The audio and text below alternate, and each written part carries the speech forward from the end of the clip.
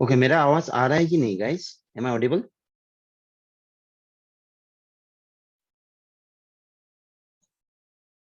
Yes.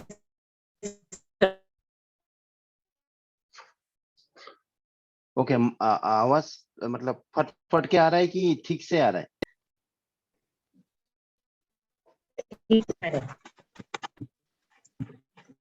उल्टा आपका आवाज पूरा मतलब डिस्टॉर्शन सा आ रहा है। ओके, दूसरा कोई बोलो तो। आवाज आ रहा है?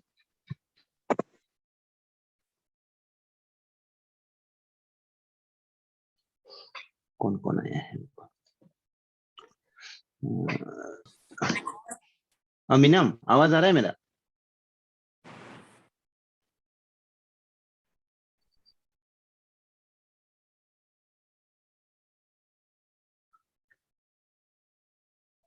हाँ, आईफोन। ओके, आईफोन आवाज आ रहा है?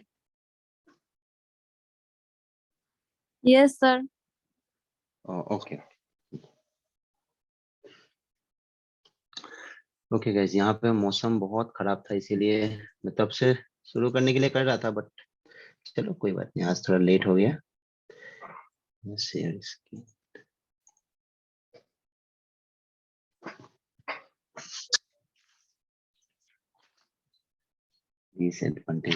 ओके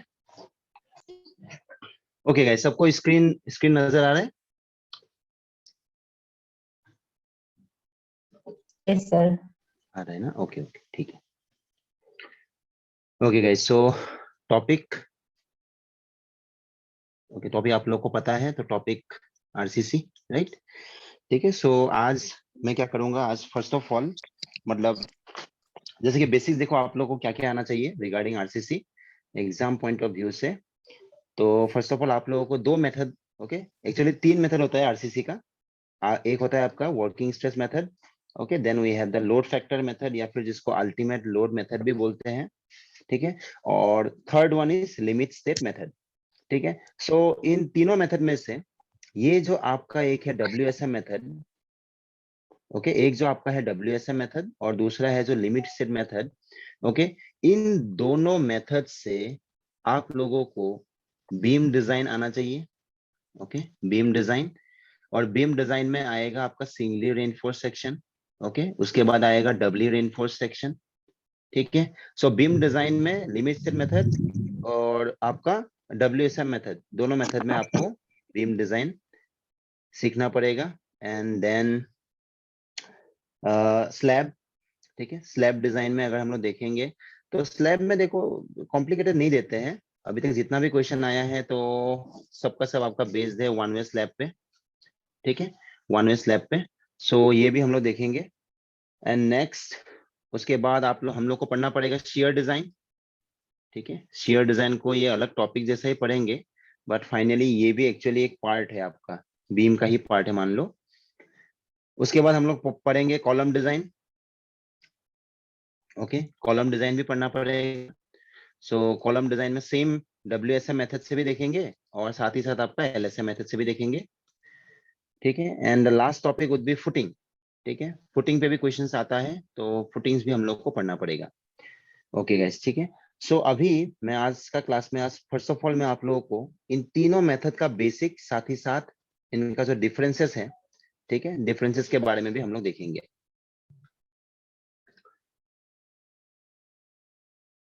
ओके गाइस, तो मैंने बहुत दिन एक्चुअली लिखा ही नहीं है, ठीक है, तो हैंड राइटिंग थोड़ा थोड़ा क्या बहुत खराब ही होगा, ठीक है, बट फिर भी समझ तो आ जाएगा होगा। ओके गाइस, ठीक है। सो आरसीसी, ठीक है। सो आज हम लोग पढ़ेंगे starting with the design methods, okay, design methods. So design methods में पहला आता है आपका working stress method, okay, working stress method. Working stress method इसको हम लोग, ओके, इसका और एक नाम है, इसको हम लोग बोलते हैं मॉड्यूलर रेशियो मेथड भी बोलते हैं। सो मॉड्यूलर रेशियो मेथड क्यों बोलते हैं ये आगे मैं आप लोगों को बताऊंगा, okay, modular ratio method.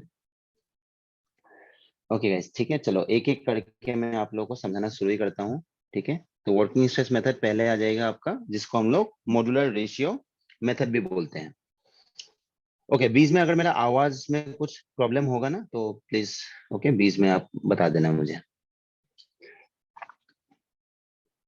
Okay, तो फर्स्ट ऑफ ऑल अभी मैं आप लोगों को बताऊंगा वर्किंग स्ट्रेस मेथड। ओके, ये अलग क्यों है और इसका प्रिंसिपल्स क्या है, ठीक है।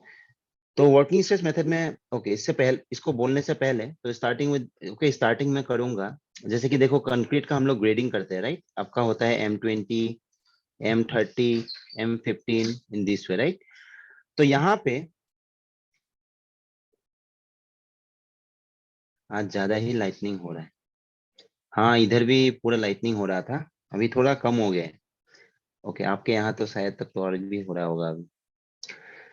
ओके, ज्यादा लेकिन रिस्क नहीं लेना है, ठीक है। अगर लाइटनिंग ज्यादा हो रहा है तो आई गेस आप रिकॉर्डेड क्लास देख लो।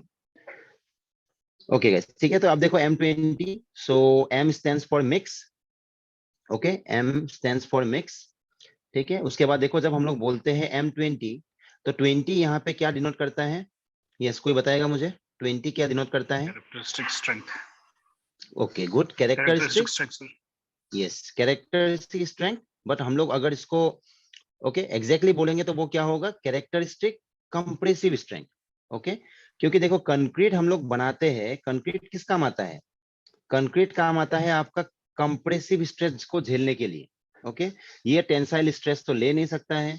तो जो हम लोग बोलते हैं M20, इसका मतलब ये है कि अगर आप एक कंक्रीट का क्यूब बनाओगे तो ये क्यूब जो जब आप इसको मशीन में लगाओगे, तो अगर ये M20 ग्रेड का है तो ये 20 MPa या फिर हम लोग बोलते हैं 20 न्यूटन पर mm² का स्ट्रेस आपका कंक्रीट का क्यूब झेल सकेगा, ठीक है। ये इतना बियर कर सकता है। सो 20 means the compressive characteristic strength. अब सिमिलरली स्टील में जब हम लोग बोलते हैं, जैसे कि आपका स्टील में तो 3 ही ग्रेडिंग है, right. Fe250, then we have Fe415 and then we have Fe500, ठीक है। सो ये तीनों grade, first of all Fe, ये तो आयरन हो गया। अब जैसे कि Fe250, सो 250 क्या है? 250 है आपका कैरेक्टरिस्टिक टेंसाइल स्ट्रेंथ। ओके, तो बेसिकली ये होता है आपका टेंसाइल स्ट्रेंथ, क्योंकि स्टील किस काम आता है? स्टील काम आता है आपका टेंसाइल स्ट्रेस को झेलने के लिए, राइट। तो ये था आपका basic regarding okay grading, okay जो हम लोग ग्रेडिंग करते हैं।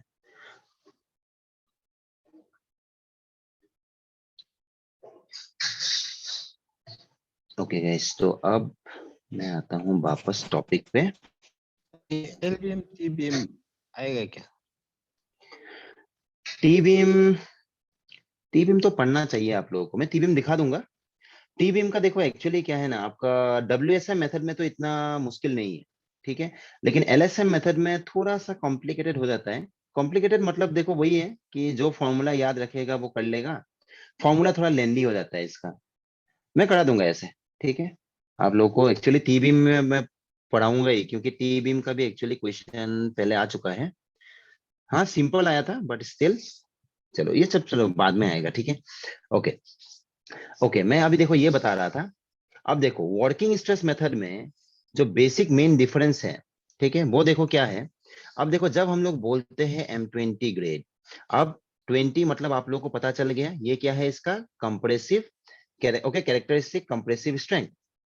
अब इसका मतलब ये है कि अगर कोई मिस्त्री सपोज यहाँ पे ढेर सारा मसाला बना के गया, ठीक है, तो ये मसाला सपोज उसने बना दिया। अब आपको आपका इंस्ट्रक्टर ने बोला है कि सपोज इसका ग्रेडिंग मुझे बताओ कि ये कौन सा ग्रेड का उन्होंने बनाया। तो आप बेसिकली क्या करोगे? आप बनाओगे इसका एक क्यूब, और क्यूब बना के आप इसको कंप्रेसिव मशीन में डाल दोगे, ठीक है। तो कंप्रेसिव मशीन में अगर ये 20 न्यूटन पर mm² का स्ट्रेस झेल का ग्रेडिंग क्या हुआ? इस मसाले का ग्रेडिंग हो गया M20, ठीक है। सो अब मतलब ये हुआ कि अगर हम लोग M20 बोलते हैं तो इसका कैरेक्टरिस्टिक स्ट्रेंथ है 20, लेकिन एज पर WSM मेथड आप लोगों को यहाँ पे फैक्टर ऑफ सेफ्टी लगाना पड़ेगा। तो फैक्टर ऑफ सेफ्टी हम लोग लगाते हैं 3 फॉर कंक्रीट।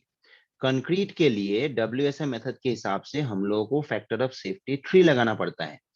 इसका मतलब यह है कि अगर आप एक क्यूब बनाते तो उसका स्ट्रेंथ होता 20, बट आप इसको 3 से डिवाइड करोगे और 3 से डिवाइड करके ये आएगा नियर अबाउट 6.67, बट इसको राउंड ऑफ करके IS कोड के हिसाब से देखोगे तो इसको 7 लिया जाता है, दैट इज 7 न्यूटन पर mm square.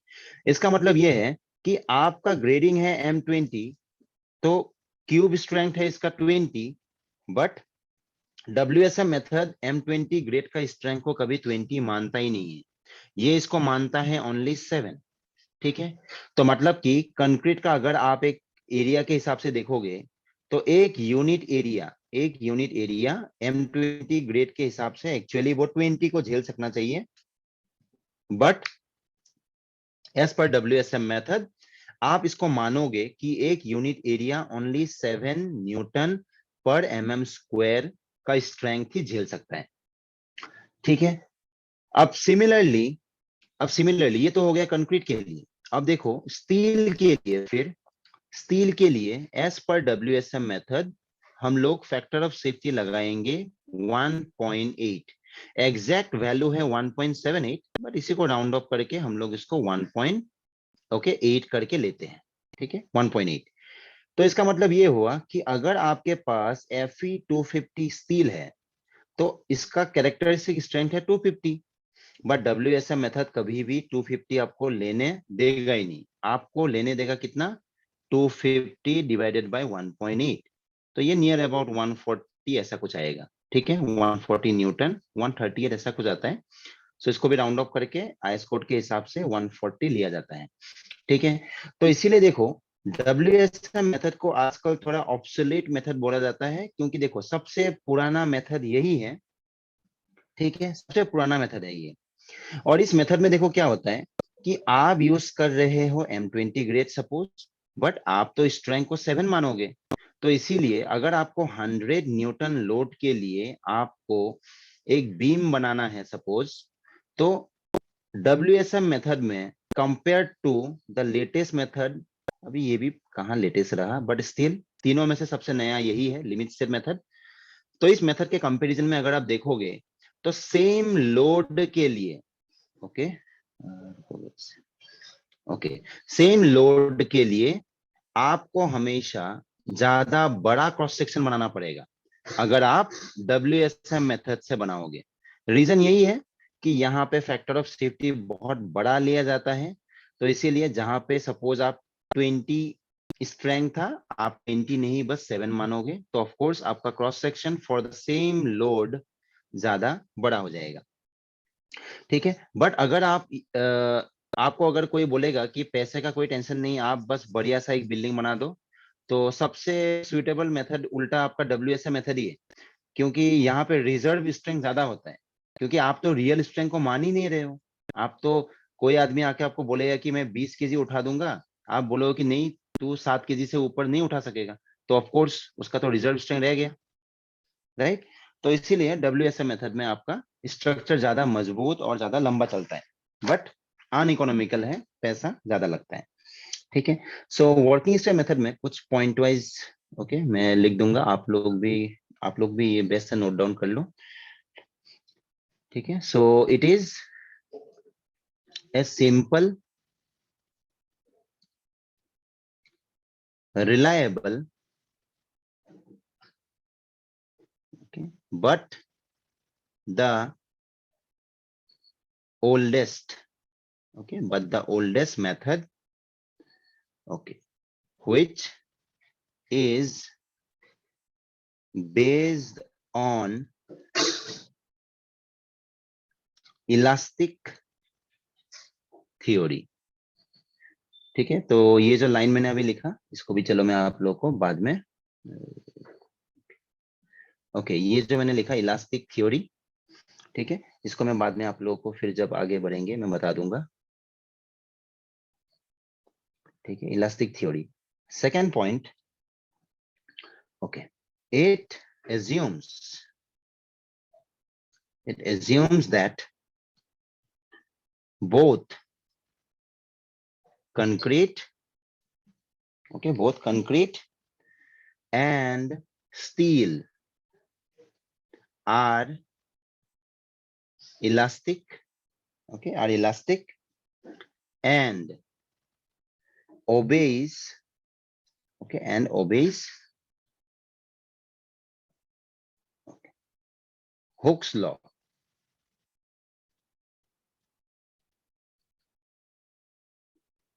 Okay, obeys Hooke's law.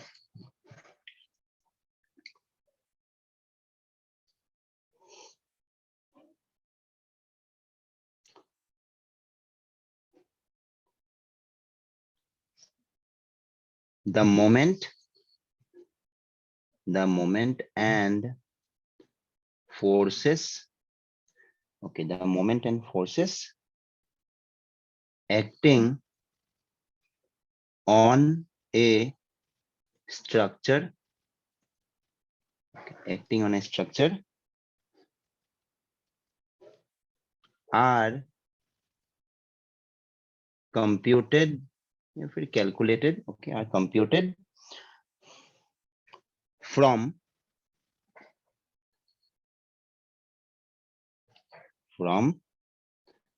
actual values of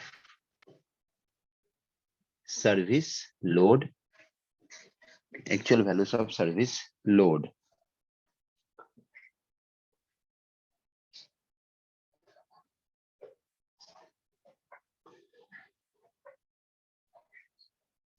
Next,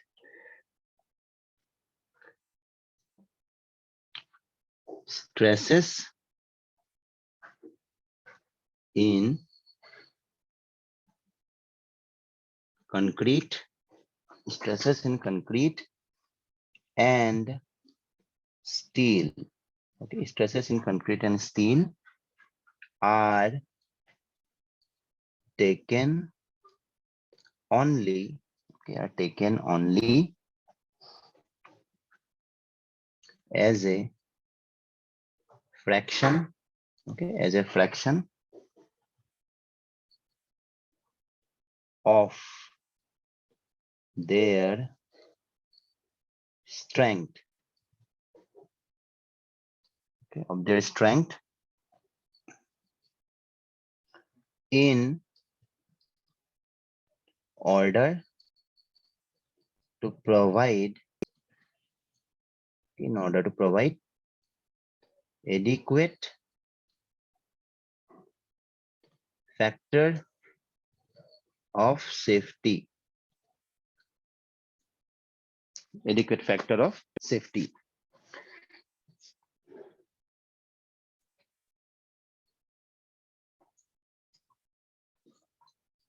तो बस यहाँ पे फैक्टर ऑफ सेफ्टी को लिख ही लेते हैं, ठीक है, ये इंपॉर्टेंट है। तो फैक्टर ऑफ सेफ्टी कंक्रीट 3, उसके बाद स्टील 1.78, इसी को हम लोग 1.8 के आसपास ले सकते हैं।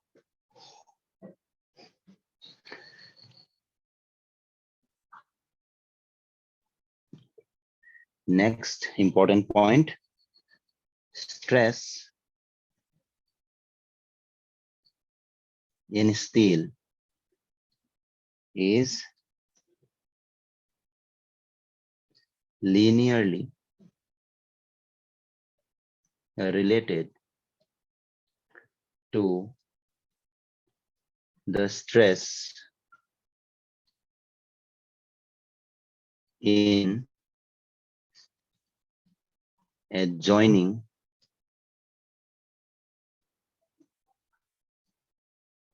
concrete. Okay, stress in adjoining concrete by a constant factor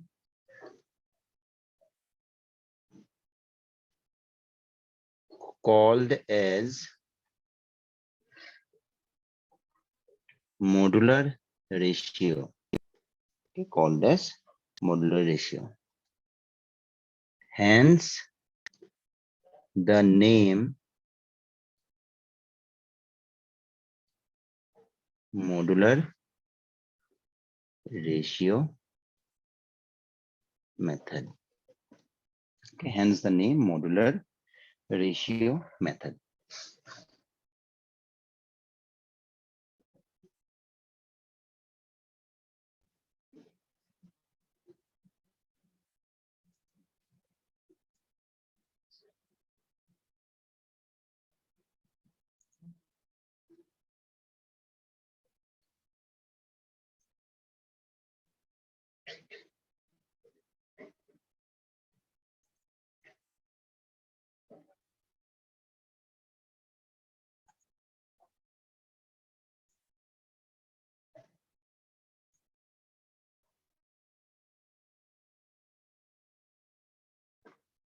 okay guys, ठीक है। सो ये हो गया आपका okay, hence the name modular ratio method. ठीक है, सो नीचे में इसको भी लिख लेते हैं तब तो, मॉडुलर रेशियो।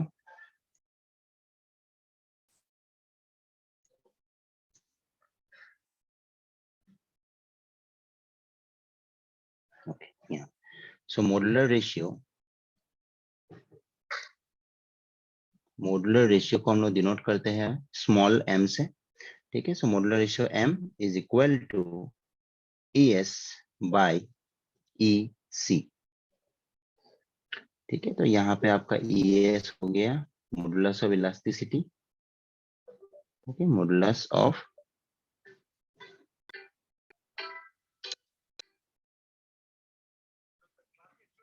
हाँ सर जी बोलिए। हाँ ठीक, हाँ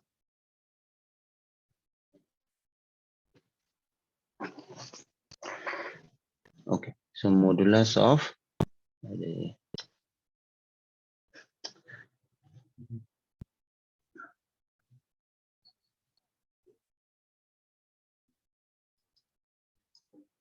okay, modulus of elasticity of steel.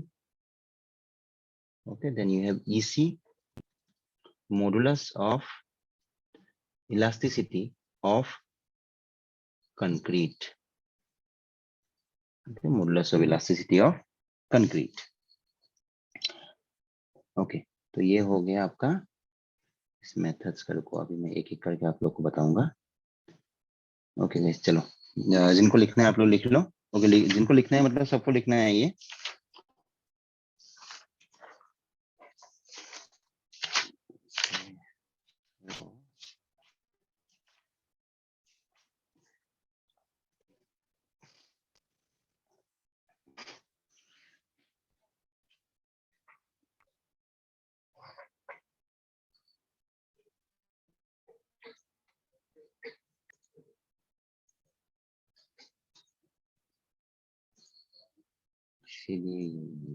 Okay okay guys, ठीक है। तो अब देखो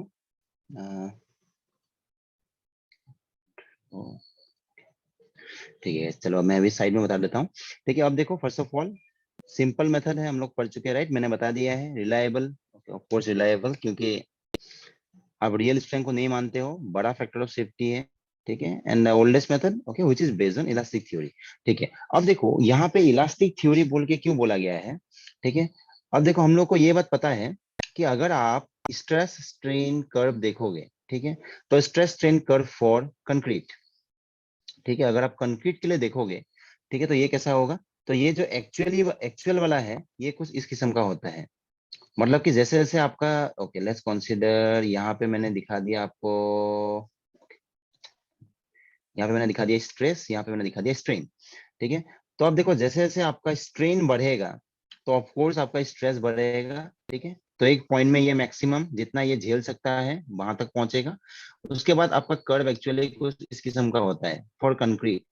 ठीक है, but as per IS code जो आपका कर्व जो हम लोग मानते हैं, ठीक है, जो आइडियलाइज कर्व है फॉर एक्चुअली मतलब सिंपल कर दिया गया है। ठीक है, उसके लिए देखो आपका कर्व कुछ इस किस्म का ऐसा होता है। ठीक है, कुछ ऐसा होता है।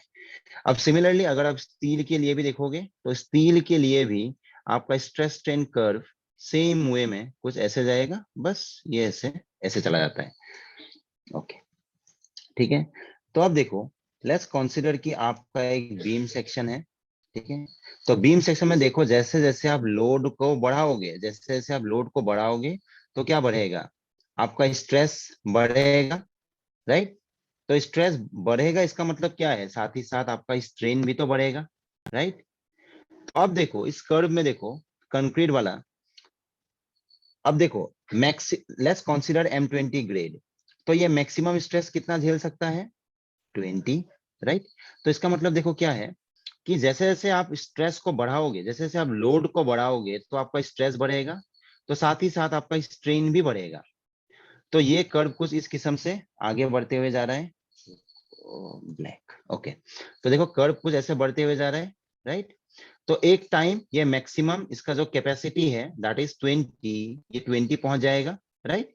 सो 20 पहुंचने के बाद, 20 न्यूटन पर एमएम स्क्वायर पहुंचने के बाद, without any further increase in stress, आपका देखो स्ट्रेन एक ही बार में ऐसे बढ़ते हुए निकल जाएगा, राइट। तो ये वाला जो पार्ट है, ये वाला जो पार्ट है, इसको हम लोग क्या बोलते हैं, इसको हम लोग बोलते हैं प्लास्टिक कर्व, ओके। इस वाले पार्ट को हम लोग बोलते हैं प्लास्टिक कर्व, और ये वाला part of the curve is your elastic curve, okay.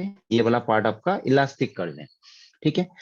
तो इसका मतलब देखो क्या है कि अगर आपका कोई भी मटेरियल, अगर आप उसका मैक्सिमम कैपेसिटी से ज्यादा आप स्ट्रेस दोगे, तो ये अपना ये इलास्टिक जोन से बाहर चला जाता है, ये प्लास्टिक जोन में चला जाएगा। प्लास्टिक जोन में चला गया, इसका मतलब यही है कि आप ना तो लोड को बढ़ाओगे, ना तो आप स्ट्रेस, अगर आप, लेट्स कंसीडर ये एक बीम सेक्शन है और आपने जैसे ही 10 किलो न्यूटन का लोड दे दिया, जस्ट एग्जांपल, ओके। तो आपको पता चला कि इसमें स्ट्रेस आ गया 20 न्यूटन पर एमएम स्क्वायर, राइट। तो मतलब कि मैक्सिमम स्ट्रेस इस पे आ गया।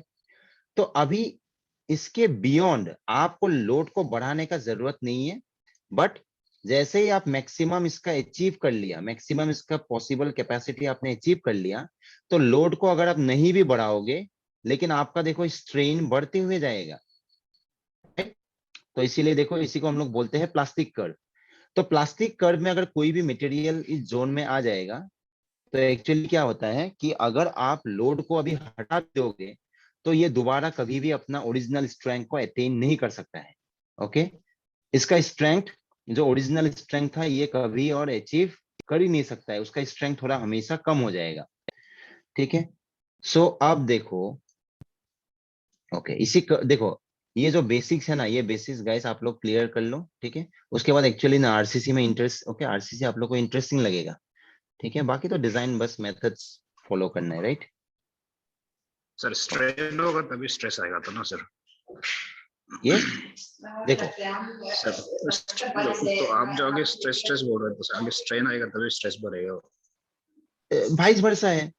देखो अगर आप लोड बढ़ाओगे, अगर आप लोड को बढ़ाते जाओगे, तभी सेक्शन में स्ट्रेस बढ़ेगा कि नहीं बढ़ेगा, बढ़ेगा।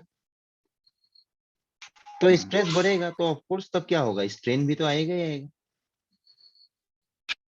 राइट। लेकिन बदन सर स्ट्रेस जो इससे डिपेंडेंट होता है ना स्ट्रेन पे, और स्ट्रेन जो नहीं, देखो हम लोग क्या करते हैं, आपका हुक्स लो क्या बताता है, stress is directly proportional to strain बोलते हैं, राइट। तो आपका एलिमेंट, आप बोल रहे हो कि राइट कि स्ट्रेन पे आपका स्ट्रेस डिपेंडेंट होगा, राइट, आप यही बोल रहे हो, राइट। तो एक्चुअली देखो वाइस वर्सा भी है, क्योंकि देखो आप कोई भी सेक्शन में, लेट्स कंसीडर रबर एलिमेंट है, आप जैसे जैसे यहाँ पे लेट्स कंसीडर आप इसको पुल कर रहे हो, तो जैसे जैसे आप लोड को बढ़ाओगे तो इसमें ऑफ कोर्स स्ट्रेस हो रहा है, राइट। अभी मान लो ये एक रिजिड एलिमेंट है, रिजिड एलिमेंट है मतलब कि आप, मतलब कि इसका स्ट्रेंथ लेट्स कंसीडर क्या बोलते हैं, ओके, लेट्स कंसीडर कि आप इसका स्ट्रेंथ जितना है उससे आपने कम स्ट्रेस दिया है, तो तब तो देखो तब तो आपका स्ट्रेन नहीं आएगा, राइट। लेकिन जब आप इसका लिमिट में पहुंचोगे, उसके बाद ही तो एक्चुअली हम लोग कर्व को देखते हैं, ठीक है। तो एक्चुअली देखो मतलब दोनों, ओके, दोनों की तरफ से हम लोग बोल सकते हैं इसको, ठीक है, ओके। अब देखो मैं ये बता रहा था कि अब देखो कंक्रीट के लिए अगर आप स्ट्रेस स्ट्रेन को देखोगे तो आपका कर्व कुछ ऐसे जाता है, राइट। तो मैंने अभी क्या बताया कि अगर M20 ग्रेड है तो मैक्सिमम पॉसिबल स्ट्रेस जो आप दे सकते हो दैट इज, ओके, मैक्सिमम इसका स्ट्रेंथ वो है 20, राइट। तो अब देखो WSM मेथड आपको 20 कभी लेने के लिए देता ही नहीं, राइट। आपको क्या करना पड़ेगा, आप 20 को डिवाइड कर दोगे 3 से, that is the factor of safety. तो अल्टीमेटली आपका क्या आ जाएगा, ये 7, नियर अबाउट 7। तो देखो स्ट्रेस का वैल्यू अगर इस पॉइंट में 20 है तो 7 तो कहीं नीचे ही होगा, राइट। तो 7 कहीं यहाँ पे होगा। तो इसका मतलब देखो क्या है, इसका मतलब ये है कि WSM मेथड में हम लोग इलास्टिक जोन से बाहर जाते ही नहीं, ठीक है। मतलब कि फैक्टर ऑफ सेफ्टी इतना बड़ा है that it is now confirmed, ये हमेशा कंफर्म्ड होता है कि मैक्सिमम जो स्ट्रेस आप अलाउ करोगे वो हमेशा इलास्टिक जोन में ही होगा। ओके। अब सिमिलरली स्टील के लिए अगर आप देखोगे तो स्टील के लिए ग्रेड हो गया, लेट्स कंसीडर Fe250। तो इसमें भी आपको फैक्टर ऑफ सेफ्टी लगाना पड़ेगा 1.8। तो यहां तक देखो मैक्सिमम पॉसिबल स्ट्रेस जो ये झेल सकता है वो है 250, बट आप तो इतना स्ट्रेस अलाउ करते ही नहीं हो। आप कितना अलाउ करोगे, near about 140, right, near about 140। तो स्टील में भी सेम, हम लोग हमेशा इलास्टिक जोन में ही रहते हैं, ठीक है।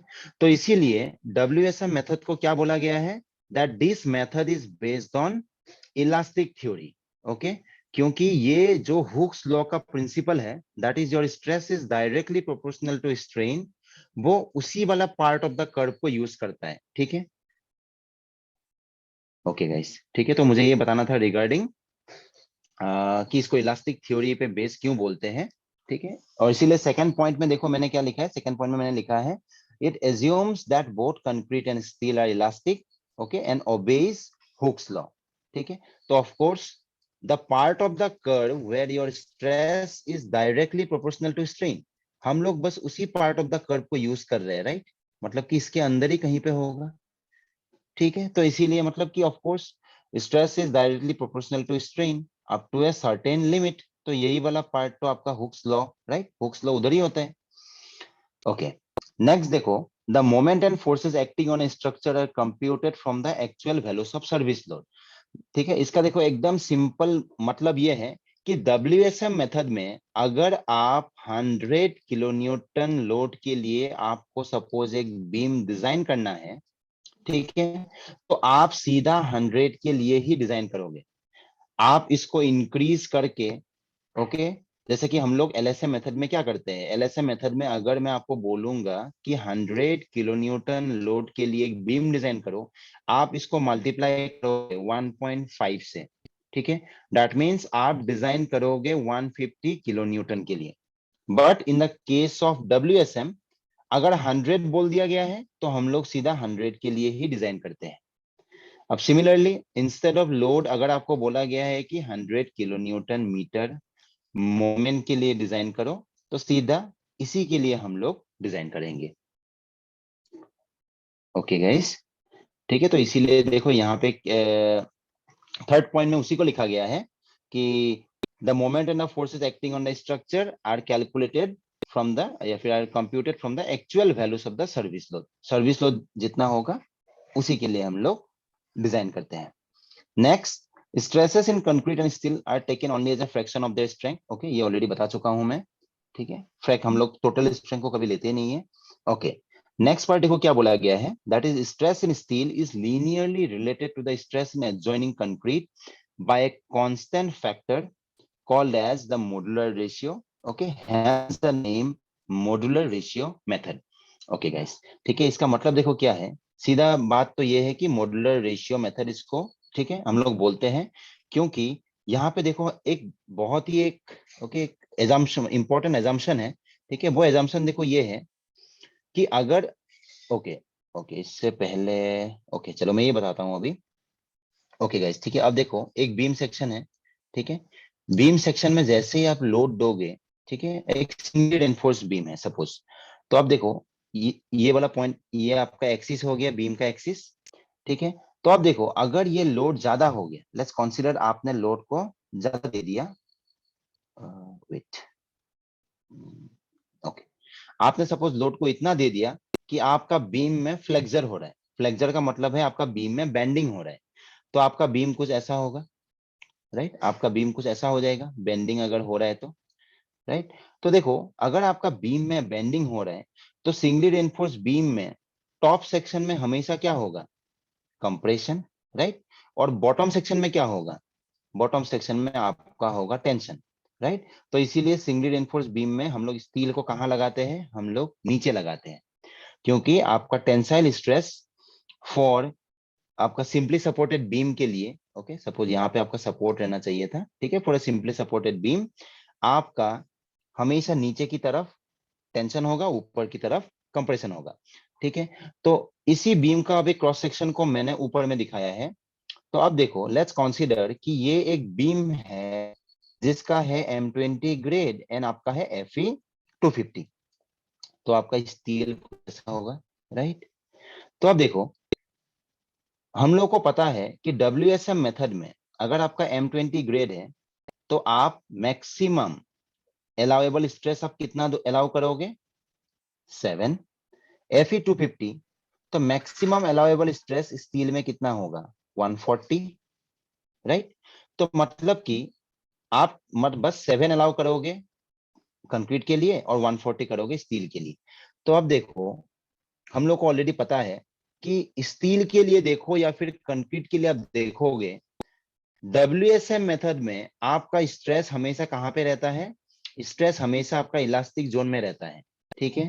तो इसीलिए आपका देखो स्ट्रेस डायग्राम कुछ ऐसा बनेगा। तो मैक्सिमम अलाउएबल स्ट्रेस, देखो ये जो सेकंड डायग्राम है ये मैं स्ट्रेस डायग्राम बना रहा हूँ, ठीक है, स्ट्रेस डायग्राम। तो सिग्मा सीबीसी इसी को हम लोग ओके डिनोट करते हैं यहाँ पे सिग्मा सीबीसी कंक्रीट के लिए, दैट मींस ये है आपका मैक्सिमम अलाउएबल कंप्रेसिव स्ट्रेस।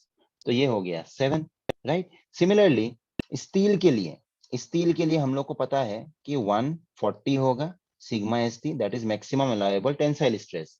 तो WSM मेथड में देखो एक बेसिक एजम्पशन ये है कि आपका जो कंक्रीट का स्ट्रेस होगा और आपका जो स्टील का स्ट्रेस होगा ये हमेशा आपका क्या होगा, लीनियरली रिलेटेड है।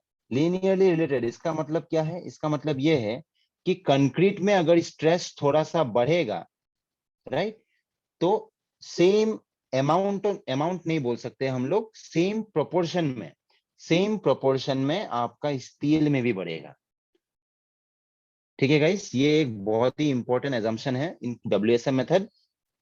आपका कंक्रीट में जो स्ट्रेस बढ़ेगा उसके साथ साथ हमेशा स्टील में जो स्ट्रेस बढ़ेगा, they are both always proportional, मतलब कि लीनियरली प्रोपोर्शनल, ठीक है, सेम रेशियो में हमेशा बढ़ता है, ठीक है। तो इसीलिए देखो मॉड्यूलर रेशियो हम लोग जो M करके लिखते हैं ये हम लोग सीधा निकाल सकते हैं, modular ratio M is equal to ES by EC, ठीक है।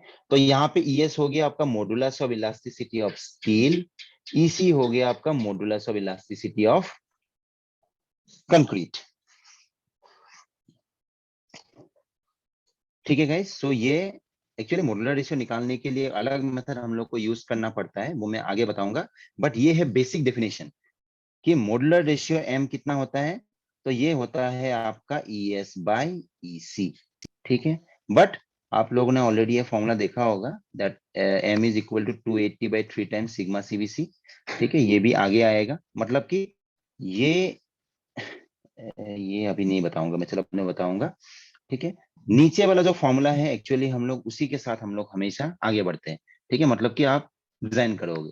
जो ऊपर वाला जो M is equal to ES by EC है, वी डोंट यूज दिस क्योंकि एक्चुअली ये शॉर्ट टर्म वाला है। शॉर्ट टर्म मतलब कि आपने अभी बिल्डिंग बना दिया तो अभी के लिए जो मॉडुलर रेशियो M का वैल्यू होगा ये वो है। बट एक प्रॉब्लम क्या है, प्रॉब्लम ये है कि आपका जो EC का वैल्यू है, EC का वैल्यू कांस्टेंट नहीं रहता है, ये टाइम डिपेंडेंट है। ओके गाइस, चलो आगे बताऊंगा, ठीक है, बहुत ज्यादा लेंदी हो रहा है यहाँ पे।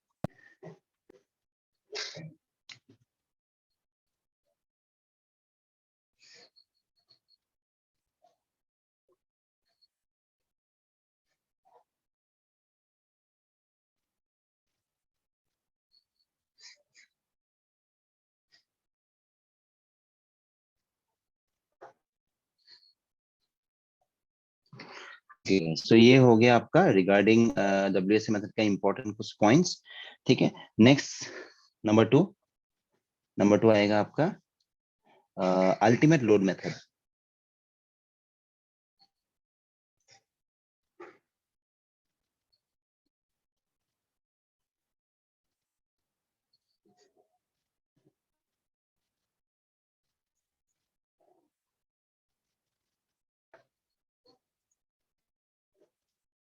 ओके गाइस, सो अल्टीमेट लोड मेथड, ठीक है, तो इसके लिए पहला तो इंपॉर्टेंट पॉइंट ये होगी that this method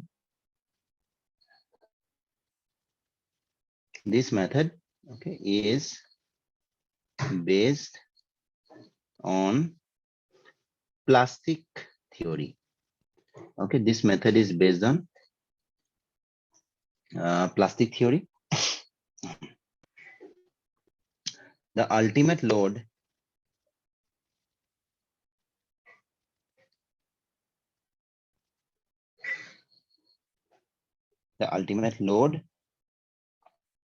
or collapse load, the ultimate load or collapse load is used as design load. Okay, used as design load. Okay, which is calculated as okay, ultimate load is equal to 1.5 multiplied by working load. Okay, 1.5 multiplied by working load.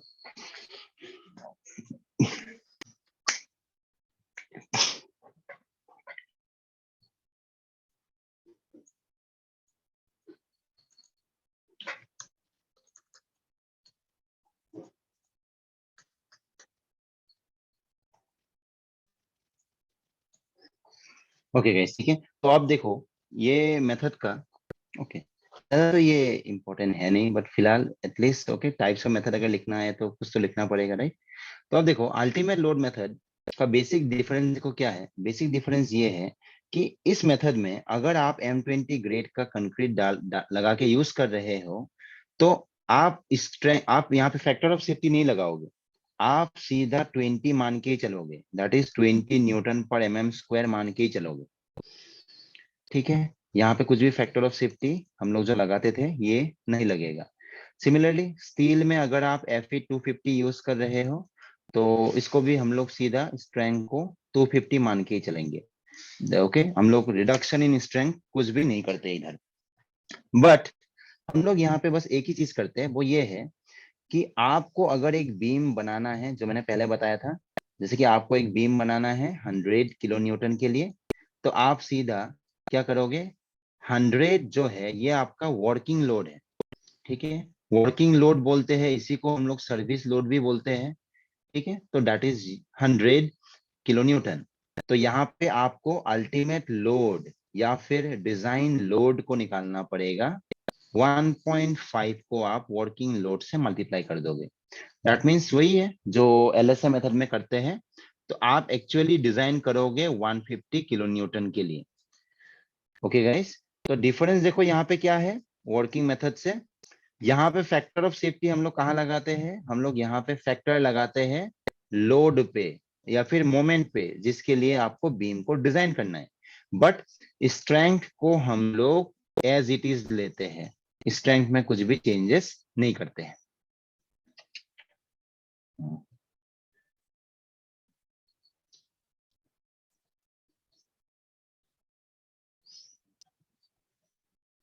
Okay, तो इसका actually design नहीं आता है, ठीक है। इसका design इसीलिए नहीं आता है क्योंकि ये मेथड एक्चुअली यूज नहीं किया जाता है, क्योंकि प्रॉब्लम इसमें आता है कि M20 ग्रेड का स्ट्रेंथ आप अगर 20 मान के कोई भी स्ट्रक्चर बना रहे हो तो एक्चुअली आपका ऑलरेडी उसी में एक बहुत बड़ा गड़बड़ी हो गया है, क्योंकि M20 ग्रेड जो 20 डिनोट करता है, ये स्ट्रेंथ कभी कभी भी आपको 20 मिलेगा ही नहीं। ओके, 20 से हमेशा आपको कम ही मिलेगा। ओके, तो last number 3 limit state method. Okay, तो लिमिट स्टेट मेथड। ओके, तो ये हो गया आपका, ये तो आपका मोस्ट रेशनल मेथड है। So it is the most rational, okay, it is the most rational method, it is the most rational method, okay, and is, इस मेथड को तो ऐसे भी इन डिटेल्स आगे में बहुत अच्छे से पढ़ना ही पड़ेगा, सबसे इम्पोर्टेंट यही है based on the concept of safety of ultimate load. Okay, ultimate load. Okay, next.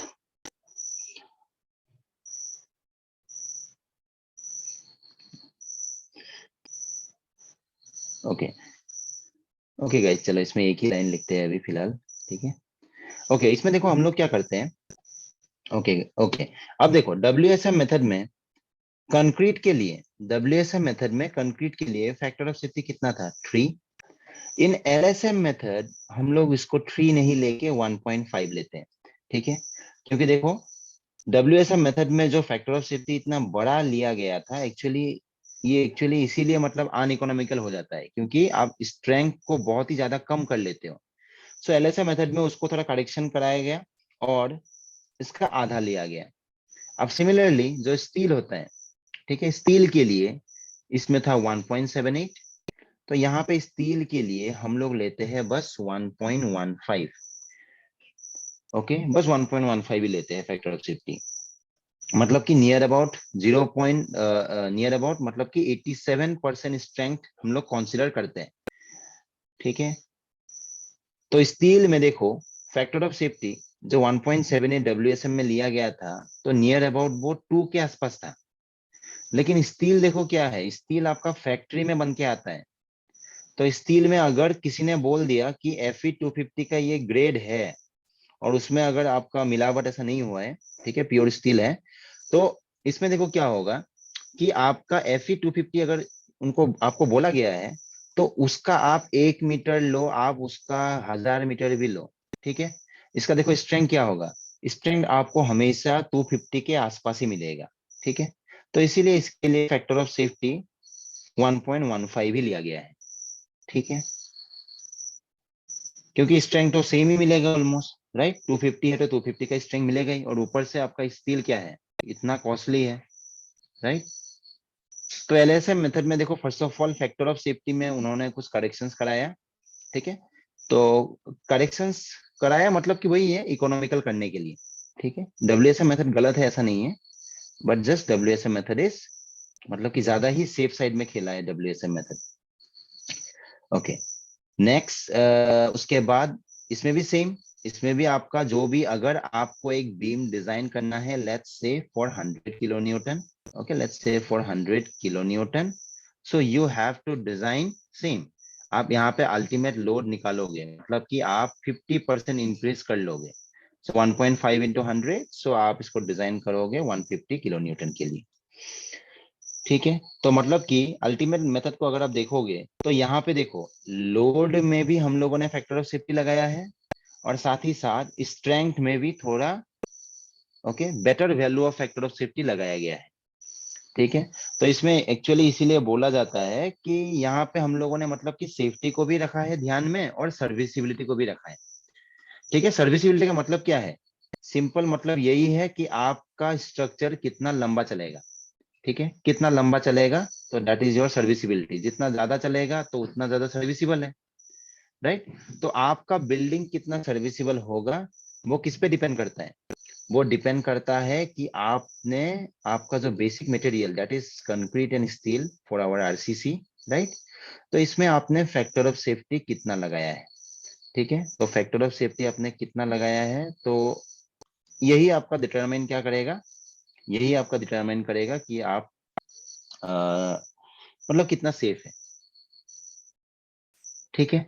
So factor of safety हम लोग लिमिट स्टेट मेथड में यहाँ पे भी एडिक्वेट लगाया है, तो ये इसीलिए क्या होगा कि ज्यादा सर्विसिबल होगा, मतलब कि ज्यादा लंबा चलेगा, बस, ठीक है, बस मतलब यही है। ओके गाइस, तो ये था, तो ठीक है। तो देखो WSM मेथड में मैंने थोड़ा ज्यादा बोला है, तो रीजन यही है कि WSM मेथड ये सीधा स्ट्रेसेस के ऊपर ही डिपेंडेंट होता है, पूरा का पूरा डिजाइन अगर आप देखोगे तो ये स्ट्रेसेस के ऊपर ही डिपेंडेंट होगा, ठीक है। ओके,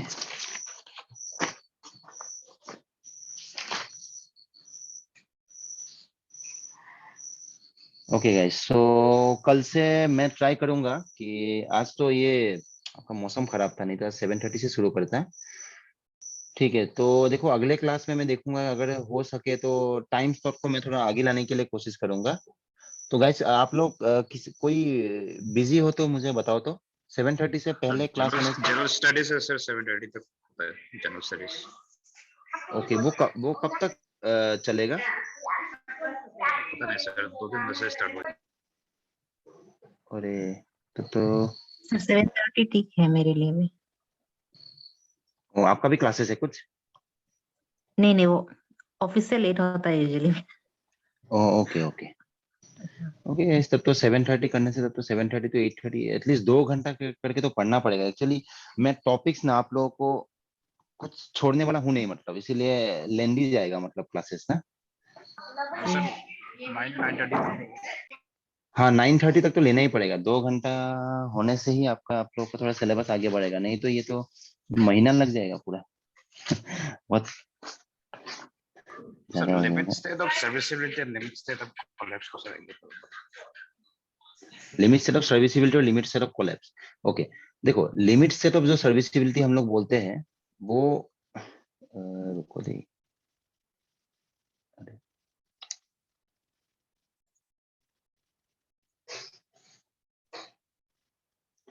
ओके ठीक है, एक देखो आपको होता है limit set of collapse. Okay, एक होता है आपका लिमिट सेट ऑफ सर्विसिबिलिटी। तो देखो सर्विसिबिलिटी में जो क्राइटेरिया होता है ना, उसका जो मेजर क्राइटेरिया है वो है डिफ्लेक्शन। ठीक है, इसको हम लोग डिफ्लेक्शन करके बोलते हैं। और बाकी जो आपका लिमिट सेट ऑफ कोलैप्स है, तो ये सीधा डिपेंड करता है कि आपका लेट्स एकदम बेस्ट एग्जांपल है जो मैं हमेशा बोलता हूँ, ये है आपका एक बीम है। आपको आपको पता है कि आपका बीम का लोड कितना आएगा, आपको पता है कि आपका बीम में लोड आएगा 100 kN। लेट्स कंसीडर आपको 100 के लिए डिजाइन करना है। So limit set of collapse, ठीक है, मतलब कि आपने अगर लिमिट सेट ऑफ कोलैप्स को ध्यान में रखा है, दैट मींस आपको कुछ तो फैक्टर ज्यादा मान के ही डिजाइन करना पड़ेगा। इसका मतलब यही है कि अगर आपका 100 kN आपका मैक्सिमम मतलब कि पॉसिबल लोडिंग आपका बिल्डिंग में सपोज बीम में आने वाला है, तो आप मतलब कि कुछ ना कुछ फैक्टर लगा के आप इंक्रीज करके ही आप डिजाइन करोगे। ठीक है, तो मतलब कि आप डिजाइन करोगे 150 kN इधर। ठीक है, और जो हम लोग सर्विसिबिलिटी बोलते हैं, तो लिमिट सेट ऑफ कोलैप्स का मतलब ये हो गया कि सीधा कोलैप्स से रिलेटेड है, मतलब कि कोई भी पॉइंट में आपका बिल्डिंग ना टूटे। तो लिमिट सेट ऑफ कोलैप्स मतलब कि मैक्सिमम जो पॉसिबल लोड है, आपने उससे थोड़ा ज्यादा के लिए, आप हमेशा उससे थोड़ा ज्यादा के लिए डिजाइन करोगे मतलब। ठीक है, और जो लिमिट सेट ऑफ देखो डिफ्लेक्शन है, ये देखो क्या है कि लेट्स कंसीडर कि आपने बीम को बना दिया 100 kN। तो एक्चुअली ये पर मीटर होगा, तो मैं बस एग्जांपल के लिए बोल रहा हूँ कि 100 kN का लोड है। तो देखो विथ टाइम हमेशा आपका स्ट्रक्चर का स्ट्रेंथ कम होगा ही। मतलब कि अगर कंटिन्यूड यहाँ पे 100 kN का आप लोड दोगे, तो with due course of time क्या होगा कि आपका स्ट्रक्चर में ऐसे डिफ्लेक्शन आने का चांसेस रहता है। ठीक है, तो ये जो लिमिट सेट ऑफ सर्विसिबिलिटी है ना, ये आपका लॉन्ग टर्म इफेक्ट है। ठीक है, आपका ये लॉन्ग टर्म इफेक्ट है। मतलब कि आज आपने बना दिया तो सर्विसिबिलिटी आज ही इसका चेक नहीं होगा। तो ये लॉन्ग टर्म मतलब कि 20 साल 30 साल में आपको पता चलेगा कि आपका स्ट्रक्चर कितना सर्विसिबल है।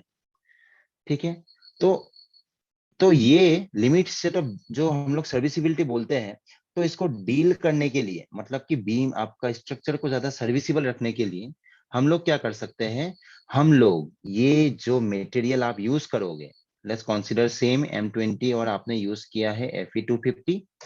तो इसमें आप जितना बड़ा फैक्टर ऑफ सेफ्टी लगाओगे, उसका मतलब क्या है, उसका मतलब ये है कि उसका रिजर्व स्ट्रेंथ उतना ही ज्यादा है।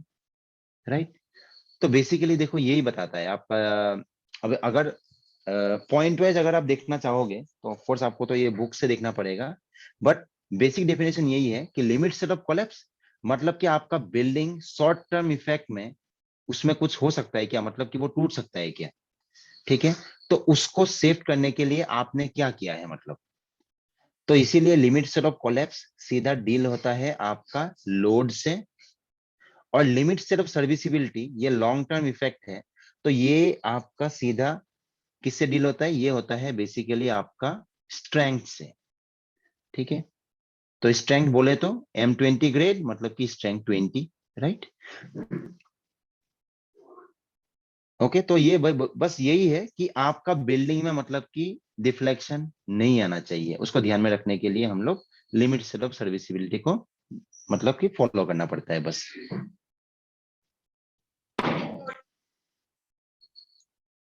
ओके ओके गाइस, ठीक है तब तो। ओके, मैं अगले क्लास में देखो, अभी फिलहाल तो मैं इसीलिए आज थोड़ा बेसिक्स बताना चाहता था। ओके, नेक्स्ट क्लास में देखो मैं शुरू कर दूंगा आपका WSM मेथड। ठीक है, सो WSM मेथड में चलो हम लोग अगले क्लास में देखेंगे। तो थोड़ा सा थ्योरी और आप लोग को बताना है। ठीक है, तो यहाँ पे एक ट्रांसफॉर्म सेक्शन करके एक चीज आएगा, उसके बाद हम लोग सीधा सिंगली रेनफोर्स बीम का डिजाइन में कल करेंगे। चलो ओके, चलो guys, ठीक है। Okay, good night.